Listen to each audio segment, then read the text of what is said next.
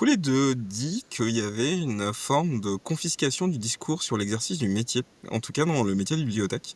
Ce qui est intéressant, je pense aussi, c'est qu'il y a vraiment une profonde séparation en bibliothèque entre des professionnels qui ont été formés à la bibliothèque comme un lieu d'expression et de démocratisation du savoir.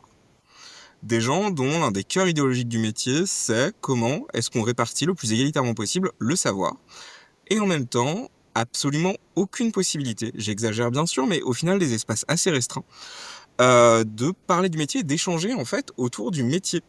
Et une espèce de mélange entre pudeur, on est juste des fonctionnaires, on peut pas, quelle est cette vérité qui serait la nôtre, de manque d'espace pour le faire, et aussi d'un très très lourd poids des statuts, qui est catégorie A, qui est catégorie B.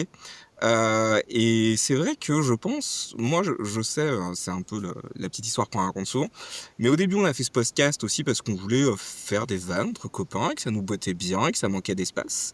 Et on s'est retrouvé assez vite à faire une formation, alors je resterai un peu flou sur où, que, quoi, comment, auprès de cadres, de futurs cadres des bibliothèques. Et un des premiers retours de cette formation, ça a été: mais de quel droit les personnes catégorie B viennent nous parler de métier?